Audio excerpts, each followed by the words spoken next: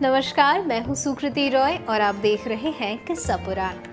रामायण का ज्ञान हम कई युगों से प्राप्त करते आ रहे हैं, कभी पढ़कर, कभी सुनकर, तो कभी देखकर। रामायण में लिखित लगभग सभी चरित्रों को हम भली भांति जानते हैं, लेकिन क्या आप ये जानते हैं कि भगवान राम की एक रहस्यमयी बहन भी थी और इस बहन का नाम था शांता।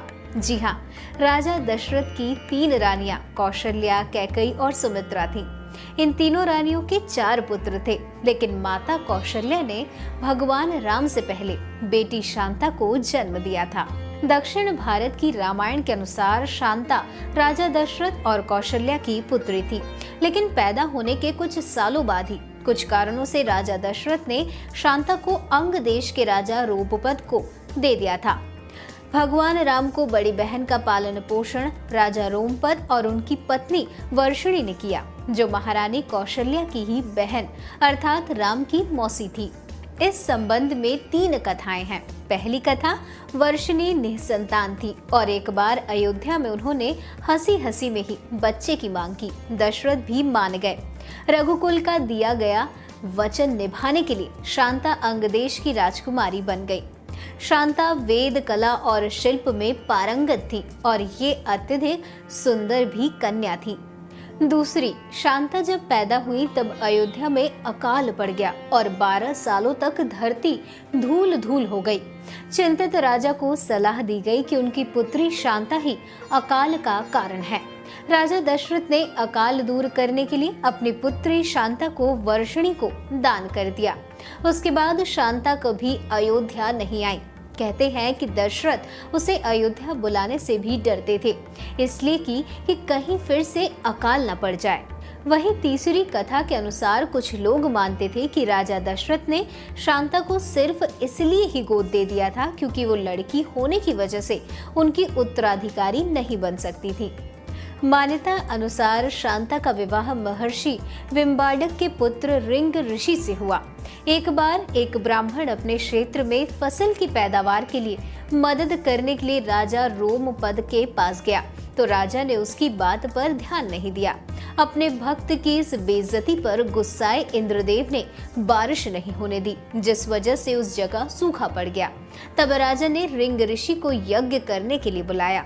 यज्ञ के बाद भारी वर्षा हुई। जनता इतनी खुश हुई कि अंग देश में जश्न का माहौल बन गया। तभी वर्षिणी और रोमपद ने अपनी गोद ली हुई बेटी शांता का हाथ रिंग ऋषि को देने का फैसला किया।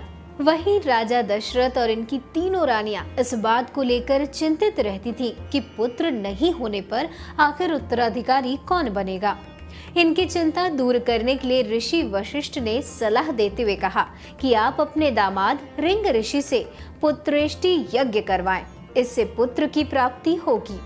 पहले तो रिंग ऋषि ने यज्ञ करने से ही इनकार कर दिया, लेकिन बाद में शांता के कहने पर ही रिंग ऋषि राजा दशरथ के लिए पुत्रेष्टि यज्ञ करने के लिए तैयार हुए थे। लेकिन दशरथ ने केवल रिंग ऋषि को ही आमंत्रित किया, लेकिन रिंग ऋषि ने कहा कि मैं अकेला नहीं आ सकता, मेरी पत्नी शांता को भी आना पड़ेगा। रिंग ऋषि की ये बात जानकर राजा दशरथ विचार में पड़ गए, क्योंकि उनके मन में अभी तक दहशत थी कि कहीं शांता के अयोध्या में आने से फिर से अकाल न पड़ जाए। तब पुत्र कामना में आतुर दशरथ ने संदेश भिजवाया कि शांता भी आ जाए।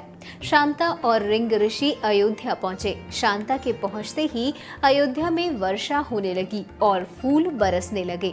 शांता ने दशरथ के चरण स्पर्श किए। दशरथ ने आश्चर्यचकित होकर पूछा कि हे देवी, आप कौन हैं? आपके पांव रखते ही चारों ओर वसंत छा गया। जब माता पिता यानी कि दशरथ और कौशल्या विस्मित थे कि वो कौन है, तब शांता ने बताया कि वो उनकी पुत्री शांता है। दशरथ और कौशल्या ये जानकर बेहद खुश हुए, क्योंकि बहुत सालों बाद दोनों ने अपनी बेटी को देखा था। दशरथ ने दोनों को ससम्मान आसन दिया और उन दोनों की पूजा आरती की। तब रिंग ऋषि ने पुत्रेष्टि यज्ञ किया और इसी से भगवान राम और शांता के अन्य भाइयों का भी जन्म हुआ। उम्मीद करती हूँ कि आपको ये वीडियो जरूर पसंद आया होगा। अपने कमेंट्स आप हमारे नीचे दिए गए कमेंट बॉक्स पर लिखकर बता सकते हैं। साथ ही इस वीडियो को लाइक और शेयर करना ना भूलें और हमारे चैनल को सब्सक्राइब भी जरूर करें।